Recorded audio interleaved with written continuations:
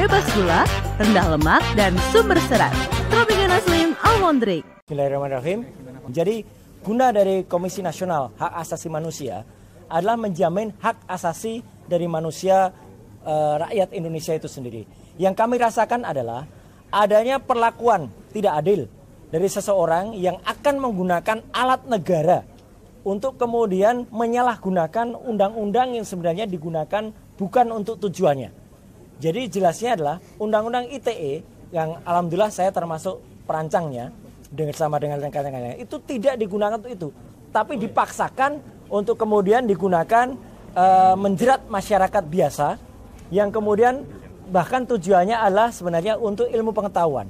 Yang kami pertanyakan itulah hak publik untuk bertanya. Dan pertanyaan itu adalah pertanyaan standar, pertanyaan biasa. Kenapa ada seorang yang pernah menduduki jabatan publik tapi ijazahnya kemudian dipertanyakan? Itu sampel saja. Dan kami melihat adanya sindikasi yang sangat besar di sini. Ketika sebuah universitas yang sangat terkenal kemudian merasa harus mengikuti selera dari penguasa.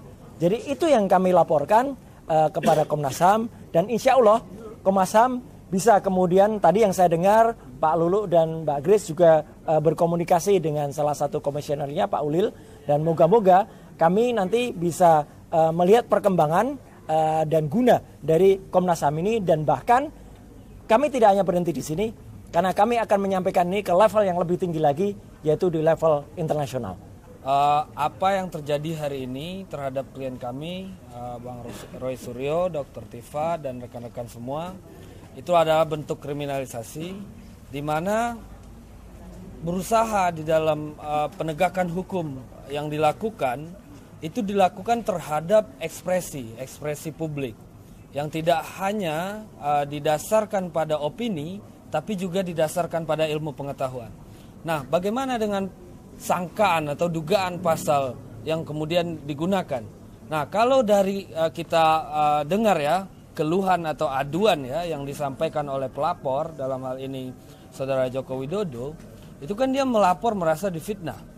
Tapi kemudian oleh pihak kepolisian di dalam perkara ini digunakan pasal-pasal yang sifatnya itu adalah melindungi suatu informasi atau transaksi elektronik yang bersifat sistemik. Artinya mungkin informasi perbankan dibobol, informasi resmi dari sebuah situs pemerintah, BPJS dan seterusnya. Itulah yang ancaman penjaranya 12 tahun penjara, yaitu pasal 35 Undang-Undang ITE, atau pemalsuan bukti, menyembunyikan informasi, proses hacking dan lain-lain di pasal 32 Undang-Undang ITE. Kita tahu selama ini orang tidak bersetuju dengan orang lain atas pendapat yang dia tidak suka, tidak menggunakan cara-cara seperti itu. Dia menggugat di pengadilan atau dia mengadu menggunakan fitnah atau pencemaran nama baik. Tapi ini siapa ini yang pertama kali kemudian menginisiasi agar pasal-pasal yang setiap hari orang yang terlapor itu bisa diancam, ditahan begitu saja, dan lain-lain di pasal 32 Undang-Undang ITE. Kita tahu selama ini atas pendapat yang dia tidak suka, tidak menggunakan cara-cara seperti itu. Dia menggugat di fitnah atau pencemaran nama baik. Tapi ini